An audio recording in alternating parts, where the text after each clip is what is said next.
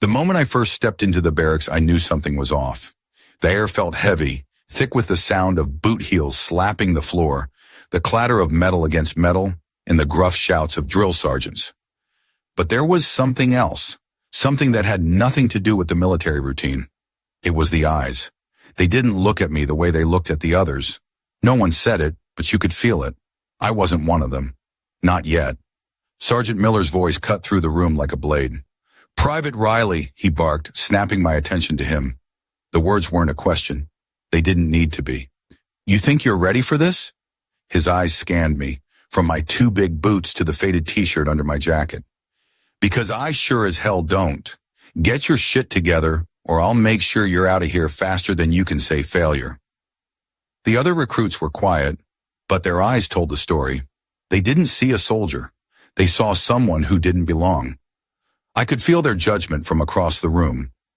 The whispering started almost immediately. "She's from that small town. What's she doing here? Probably just a charity case." I thought that was the end of it. But no, the ridicule just kept coming. Later, during the first drill, I fumbled with my rifle. It felt like the whole squad was watching me, waiting for me to screw up. And I did. My fingers slipped, the rifle slammed against the ground, and I heard a chuckle from somewhere behind me. "How'd she get through the door?" Private James sneered, barely containing his laughter. I wanted to disappear. I thought about quitting. What would I even be proving? But something stopped me. I wasn't sure what, but I didn't give up. Not in front of them. I wasn't the fastest. I wasn't the strongest. And I sure as hell wasn't the loudest. But I kept going. In the mess hall, when the others picked on me for taking too long with my food, I stayed silent. I just kept eating. They'd mutter, make jokes about my lack of social grace. But I didn't flinch. I wasn't here for them. I was here for something bigger. But there was one thing I knew for sure. I didn't have a friend in that room, or at least that's what I thought. Private Walker was there. He was always on the edge of the group, quiet, observing. He never joined in on the jokes, but he never stepped in to stop them either. The others didn't seem to notice him much. I guess that's what made him different. One night, after a brutal set of drills in the rain, I was exhausted, more mentally than physically. Everyone was talking about the next day's inspection, talking about how they were going to kick ass. I was too tired to respond, too tired to pretend I was part of their group. As I bent down to wipe my boots, Walker passed by. I didn't expect anything, but he stopped. "You'll get through it," he said, low enough that no one else could hear. I didn't know what to say. For a moment, it felt like the whole world had stopped. Maybe it was just the rain, or maybe it was the fact that someone had finally acknowledged the pain without mocking it. I nodded, though it was barely a gesture, but it felt like the world was a little bit lighter. But then everything changed in ways I couldn't imagine. The next morning, during a drill, something snapped. My rifle jammed at the worst possible time, right in front of the whole squad. I could feel the tension in the air, the heavy stares. I bent down to fix it, trying to ignore the murmurs, trying to focus. But I knew they were watching, waiting for me to fail again. I could hear their disbelief, Private James's voice cutting through the silence like a whip. "Guess we know who's holding the rest of us back." Then, just as I finally cleared the jam, I heard Sergeant Miller's voice ring out. "Private Riley, what are you waiting for? Move your ass!" The words stung, but I kept going. It felt like the whole room was laughing at me. I kept my head down, blocking it all out. But as I finished the drill, something inside me shifted. I wasn't just moving to get through it. I was moving to prove them wrong. What I never expected was that the very thing they mocked me for, the way I moved quietly without drawing attention, would be the thing that kept me going. By the time we gathered for inspection later that week, something had changed. The eyes that once held only ridicule now held something else. I couldn't tell if it was respect or disbelief, but it was there. Walker noticed too. "Keep your head up," he said, giving me a look that told me more than any words could. Maybe I was starting to earn my place, even if I wasn't there yet. But I wasn't giving up. I wasn't walking away. I'd come too far to stop now. And as I looked around the barracks, I felt it. The same silent pressure. But now it was different. The sneers were quieter, the jeers less certain. There was still a long way to go. But I wasn't backing down. If this story resonates with you, don't forget to hit the like button and subscribe to the channel so you won't miss the next chapters of this journey. Every day felt like a battle. The drills, the constant pressure, the eyes that watched me like I was a walking mistake, it all added up. I had thought I could handle boot camp, but I hadn't expected this. The constant feeling of being just a little bit behind. The gap between me and everyone else wasn't just physical. It was in the way they moved with confidence, the way they talked like they had known this life forever. And then there was me, small-town Sarah Riley, who could barely get her boots straight in inspection. Sergeant Miller was relentless. Every mistake I made felt like a personal failure, something for him to latch onto and throw in my face. "Riley!" he yelled across the courtyard, his voice cutting through the air like a hot knife. "You better start moving faster, or you'll be the one holding this squad back. Don't think I won't let you know." The whole squad heard it, their eyes darting to me, watching, waiting for the next mistake. I was already tired of being the target, tired of the jokes, tired of the whispers. "Can't believe they let her in," Private James muttered under his breath, loud enough for me to hear. The others snickered, their laughter making my stomach turn. I was done with it, but there wasn't a damn thing I could do about it. At least not yet. The days were long, too long. The drills felt like they would never end. Hours of marching, rifle drills, hand-to-hand combat training, and endless repetitions of commands.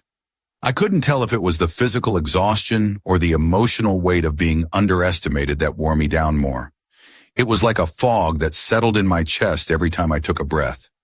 And I had learned to breathe through it. Slow, controlled, like I was back in that small town, just trying to make it through another day without being noticed. Then came the morning of the obstacle course. I had been dreading it since the first week. Everyone talked about it, how tough it was, how it separated the soldiers who could hack it from those who couldn't. I wasn't ready, I knew that, but I couldn't back out. I had to try. My legs were stiff from the endless drills. My hands were already blistered from the rifle exercises, but I was going to give it everything I had. It didn't take long for the voices to start. Private James was behind me, just like I knew he would be. "She's gonna slow us down. Watch." His voice was loud enough for the rest of the squad to hear, and I could feel their eyes on my back, waiting for me to falter. And when I did, they'd be there to catch it. They always were. The first obstacle was a wall, tall and unforgiving. Everyone scaled it with ease, but when I reached it, I froze. I had never been good with heights. My hands trembled as I tried to find a grip, but the wall felt like it was mocking me. I could hear the others already starting the next leg of the course, their footsteps fading as they moved on. My heart raced, but I couldn't stop. If I did, I knew it would be over. So I kept going, pulling myself up slowly, my boots scraping the wall as I finally made it over. But the second obstacle was worse, a mud pit. My boots sank into the thick, wet muck, the cold water splashing up my legs as I struggled to keep my balance. It felt like the entire course was working against me, as if the ground itself was trying to swallow me whole. Private James's voice echoed in my mind. "I told you she couldn't do it." I slipped again, my hands pushing against the mud to regain my footing. My uniform was soaked, weighed down by the dirt and water, but I didn't stop. I couldn't. I pushed through the muck, hands and knees covered in grime, until I reached the other side. That's when I heard it. "Come on, Riley, keep moving." It wasn't Sergeant Miller. It wasn't Private James. It was Private Walker. I didn't look back. I couldn't. But his words hung in the air like a lifeline. Keep moving. It was simple. It was quiet. But it was the first time someone had spoken to me like I wasn't already a failure. I pushed through the rest of the course, each step feeling heavier than the last, but somehow I made it. And when I crossed the finish line, I thought it was over. But the looks on their faces, the smirks, the disbelief, they told a different story. Sergeant Miller didn't even acknowledge me. He just turned away, barking orders to the others like I didn't even matter. The squad moved on without a word, but I could feel them. They were waiting. They were waiting for me to drop out, to give up. I didn't. The rest of the day felt like I was walking through a fog. The pressure was still there, hanging over me like a cloud. But I had made it through the obstacle course. I had made it through something that almost broke me, and that, in itself, felt like a victory. But then came the evening training, one I hadn't expected.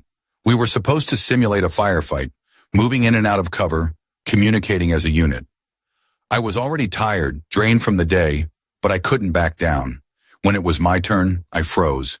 It wasn't the gunfire that scared me.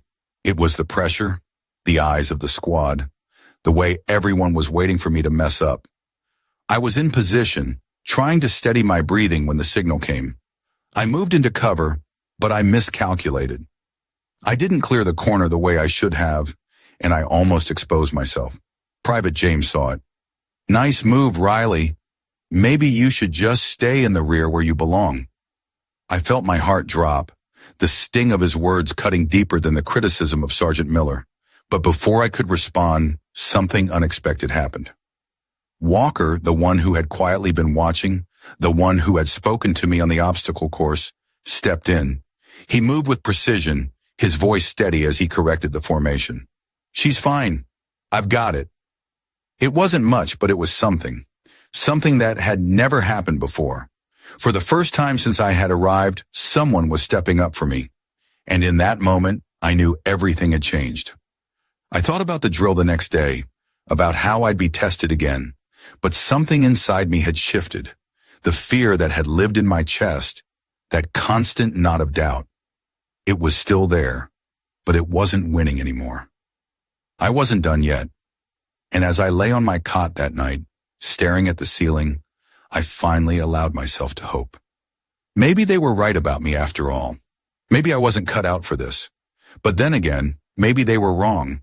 Maybe I was exactly where I was supposed to be. If this story resonates with you, don't forget to hit the like button and subscribe to the channel so you won't miss the next chapters of this journey. The days blurred together, one endless grind of drills, push-ups, and the kind of exhaustion that made me question why I even signed up. I knew I was in deep, too deep, but there was no turning back. Each day I felt a little further away from the girl who first walked through those gates, the girl who thought she could make it, despite everything. But here I was, standing on the edge, trying to prove myself while the rest of them just waited for me to break. And then came the simulation that changed everything. It was supposed to be another standard day, another drill to test our reaction times, our teamwork, our ability to think under pressure. Nothing special. At least that's what I thought until Sergeant Miller started barking out orders like he always did. He'd been riding me for weeks, pointing out every little flaw, every missed step, and every mistake. "Riley, move faster. We don't have all day." His voice echoed in the drill yard, sending a wave of discomfort through me. But it was nothing new. I'd learned to ignore it, or at least try to. The squad was broken into groups, and we were assigned to different positions. I was at the rear where I usually was, the place where the screw-ups went, the ones who weren't quite good enough to be in the front lines. That's how they saw me anyway. Hell, I was starting to think the same thing. But I was ready to prove them wrong. I had to. The drill began. A series of obstacles were set up across the yard. Simulated gunfire rang out from speakers, and we were supposed to move quickly, take cover, and communicate. Simple, right? Not for me. Not for Private Riley. I stumbled over my footing as we sprinted to the first cover point. Private James, who had been leading the group, glanced over his shoulder at me, a look of disbelief written on his face. "Hurry up, Riley. We're not waiting for you," he yelled. I could feel my heart pounding, the fear rising in my chest, but I pushed it back. I wasn't going to screw this up. Then the worst happened. We hit the next point, a narrow passage with obstacles on both sides. As I moved forward, my rifle got stuck on a barbed wire fence. The moment I tried to pull it free, my helmet slipped off. I could hear the squad's laughter even as the fake gunfire blasted around us. Private James was the first to speak. "What the hell, Riley? Get it together." His voice cut through the noise, and for the first time, I felt like the entire squad was watching me fail again. I could feel the heat of their eyes on me, the weight of their judgment pressing down harder than any drill sergeant's orders. I couldn't breathe. I was humiliated, but I had to keep going. I had to finish this, no matter what. "Private Riley," Sergeant Miller shouted, his voice filled with the kind of anger that made my blood run cold. "You think you're cut out for this? You're holding the whole squad back. Maybe it's time you go back to where you belong. Out of my sight." His words stung like a slap, and I thought I was going to crumble under the pressure. But instead I gritted my teeth and shoved the helmet back on. I wasn't going to let him win. I wasn't going to let them see me break. The next part of the drill was supposed to be a firefight simulation. We were supposed to work as a team, moving in and out of cover while suppressing enemy fire. It wasn't much different than what we had done 100 times before, but this time, the tension was thicker. Everyone knew the drill wasn't just about tactics anymore. It was about me proving myself. And if I didn't, it might be the end of my time here. We moved into position, crouched behind a line of barrels, and waited for the signal to advance. But something went wrong. Private James, the loudmouth, miscalculated his timing. He moved too early, exposing himself to enemy fire. And that's when the real test came. The whole squad froze, watching him struggle to get to cover. He was pinned down, and the team was losing its rhythm. "James is down," Private Walker yelled. I didn't hesitate. I knew what I had to do. Without thinking, I sprinted out from cover, my boots pounding against the dirt. I didn't look back. The shots rang out, but I kept my focus, my hands steady. I reached James, grabbed him by the collar, and dragged him back behind cover. I don't even remember how I did it, how I made it through that open ground without getting shot. But I did. The team was in shock, but they didn't have time to process it. I wasn't fast, I wasn't loud, but in that moment, I was something they hadn't expected, a soldier who knew how to act when it counted. We finished the drill, but no one was laughing. No one was mocking me. For the first time, the squad was silent. Sergeant Miller stood off to the side, his arms crossed, eyes narrowed. He didn't say a word. Neither did anyone else. The air was thick with something I couldn't quite put my finger on. I didn't look around for approval. I just focused on the task at hand, trying to stay steady, trying to stay calm. But my heart was racing. My legs were shaking. We got back to the barracks later that night, and the usual banter began. But this time, there was a different tone. The jeers weren't as sharp. The jokes weren't as cruel. It was like something had shifted, something I couldn't understand. Then Private Walker came up to me.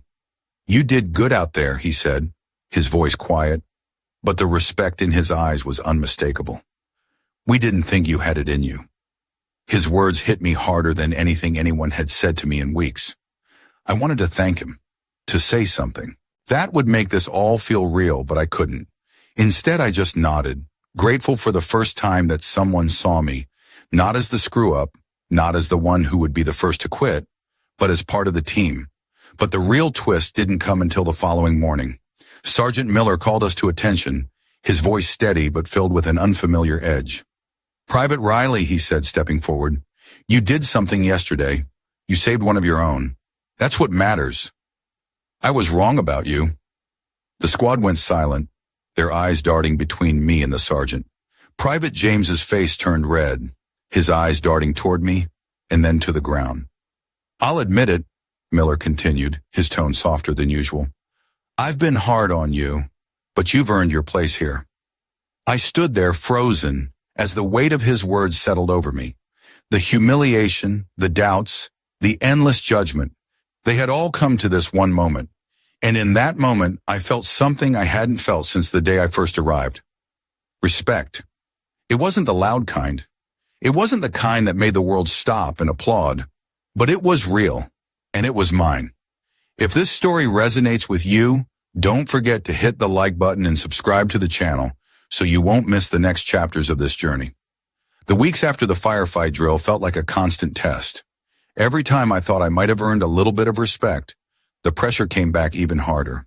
The weight of the squad's judgment didn't lift. It lingered in the air like the humidity before a storm, thick, suffocating. Sergeant Miller wasn't as harsh anymore, but his silence was worse.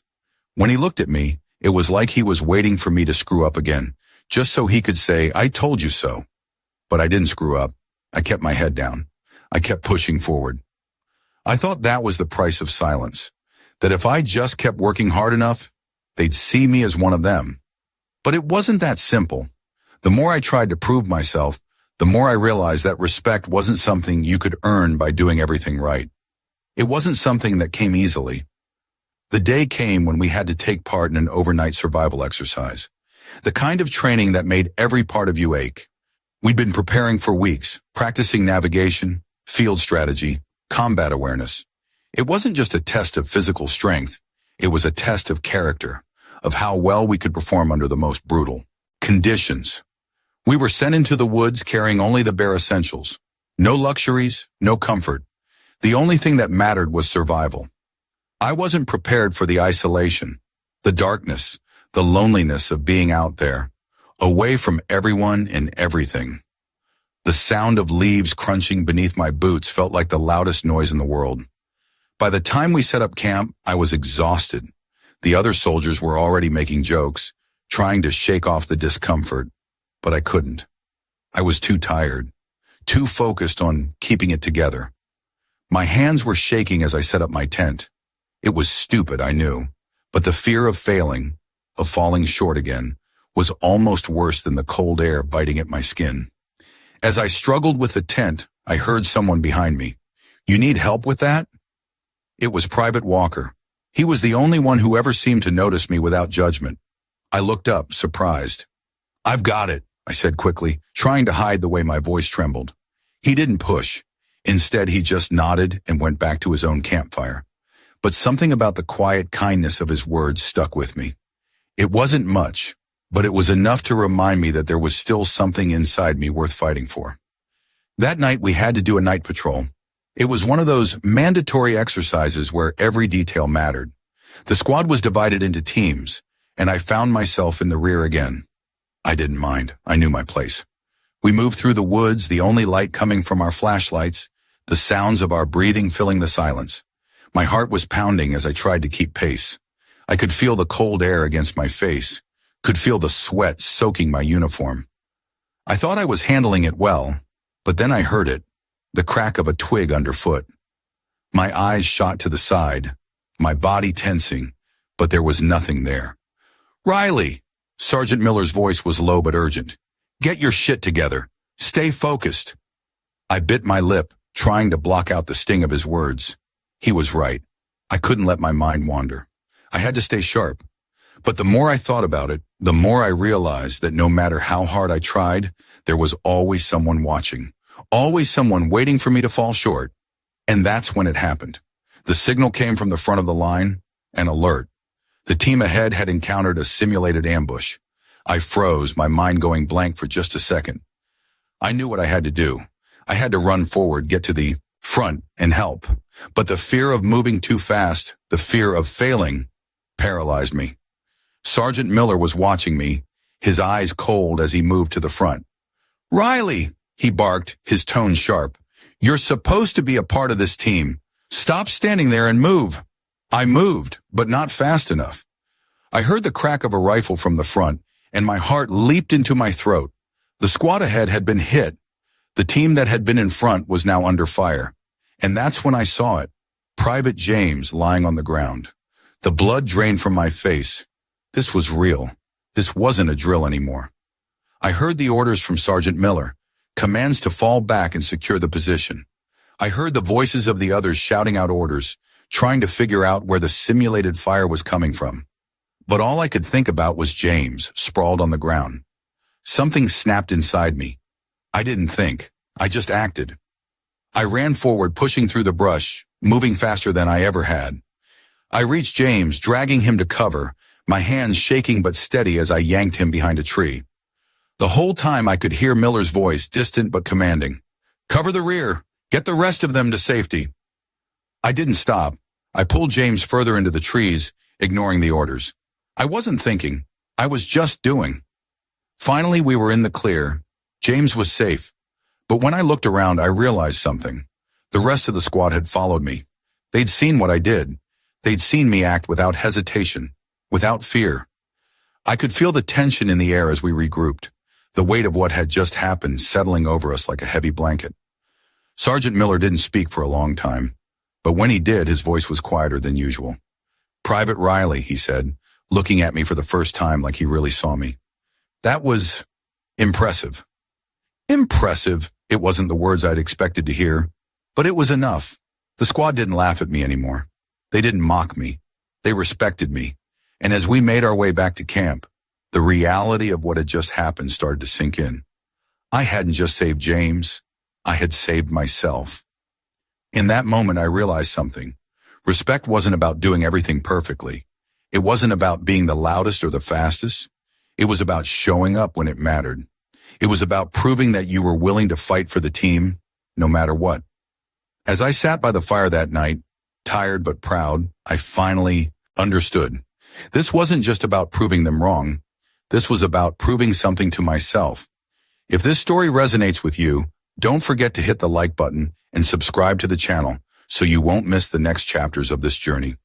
It was the morning after the most intense night of my life. The whole squad had been up, some talking, some quietly reflecting, but I could feel the weight of the last few days bearing down on all of us. The survival training, the simulated ambush, everything had changed. It felt like a turning point, but I didn't know where it would lead yet. The pressure had been relentless, but now the tension felt different. It was as if everyone had just realized that I wasn't going anywhere. I could feel eyes on me in the chow hall that morning. The usual whispers had stopped, replaced with an awkward quiet that made it hard to eat. Private James didn't say anything. He just kept his eyes on his tray, like the memory of last night still stung. It should have felt like a victory, being seen as more than the screw-up, but instead it felt like something else. "Private Riley," Sergeant Miller's voice rang out, sharp and commanding. I froze, not sure what to expect. He had been quieter, almost distant since I'd pulled James to safety. Maybe he respected me now, or maybe he was just looking for an excuse to bring me down again. Either way, I wasn't sure I was ready for what was coming. He walked toward me, his boots clicking sharply against the concrete floor, and I braced myself. "Get up," he ordered. I stood, my heart pounding. "Your actions last night," he began, his voice low but heavy with the weight of what was coming, "were impressive." I wasn't sure how to respond to that. I expected something harsher, some kind of acknowledgement that my actions were a fluke or something that could easily be brushed aside. But no, it wasn't that. For a moment, the squad was quiet, waiting for me to speak, for someone to say something. He paused, looked me straight in the eye and added, "You've earned your place here. Don't think for a second you haven't." The words hit harder than I expected. I had spent so much time trying to prove myself, trying to push through the judgment, that I hadn't realized how badly I'd been craving that one moment of recognition. For so long, I felt like I was invisible, like I didn't belong. And now here I was. I had fought for my place, and I had finally earned it. As the squad gathered, around something shifted. Private James, who had always been the first to mock, gave me a brief nod. He didn't say a word, but that small gesture meant more than any apology could have. And even though I knew the others might not respect me fully yet, I didn't care. They had seen what I could do, and that was enough. I didn't need to prove anything anymore. The respect had been earned, and that was the last thing I ever thought I would get from them. I had fought my way from the bottom, and now I was standing at the top. Not as someone who had been given a place, but as someone who had earned it. After Sergeant Miller left, there was a brief, almost hesitant silence among the group. And then, Private Walker, who had always been the quiet one, the one who noticed without saying much, finally spoke up. "You did good, Riley," he said quietly, his voice just above a whisper. And that was it. No one else said anything, but the air in the room felt different. The squad didn't mock me anymore. They didn't ignore me either. They respected me. Not because they had to, but because they saw me for who I really was. And for the first time, I felt like I wasn't just surviving here. I was living it. That night, as I lay in my bunk, I thought about everything I had gone through, the failures, the humiliation, the quiet moments of doubt. I thought about the girl who had walked in here, unsure of herself, convinced she wasn't cut out for this life. And I realized something. I had changed. This wasn't just about proving everyone else wrong anymore. It was about proving something to myself, that I belonged, that I was strong enough, that I had earned my place in this world. And no matter what came next, I knew one thing for sure. I wasn't going to quit. Not now, not ever. And as I closed my eyes, a sense of peace washed over me. It wasn't the kind of peace that comes from comfort or ease. It was the peace that comes from knowing you've done the hard work, that you've fought through the storm, and now you're standing on the other side. If this story resonates with you, don't forget to hit the like button and subscribe to the channel so you won't miss the next chapters of this journey. As the sun dipped below the horizon, casting long shadows across the training field, the squad stood together. The weight of the day's lessons hung in the air like the faintest smell of gunpowder. Sergeant Miller, who had once been a symbol of harshness and judgment, walked past me. For the first time he stopped. His eyes met mine, and with a single subtle nod, he acknowledged what had been earned. It was more than respect. It was understanding. It was the kind of unspoken brotherhood that soldiers feel in the quietest moments, and for that I stood taller than ever before. I stood there beneath the American flag, the wind tugging at the fabric, carrying with it 1,000 unspoken words. My hands were steady, my shoulders square. This wasn't just a flag. It was a reminder of everything we'd fought for. Resilience, sacrifice, and the belief that we all have a place no matter where we come from or how the world sees us. The lesson is simple, yet hard won. We all face challenges. We all carry burdens. We all have moments where we're underestimated, written off, or pushed aside. But what doesn't kill you makes you stronger. You learn, you adapt, you rise. And in the end, it's not the words you say, but the actions you take that truly define who you are. So the next time you're knocked down, don't stay down. Don't let the world tell you who you are. Stand back up. Let your actions speak louder than the doubts others throw your way. We're all in this together, and in the end, brotherhood is what carries us through. If this story resonates with you, I want to hear from you. Share your thoughts, your experiences in the comments below. Don't forget to like this video if it moved you, and subscribe for more stories that remind us of who we are, together. Stay strong and take care of one another.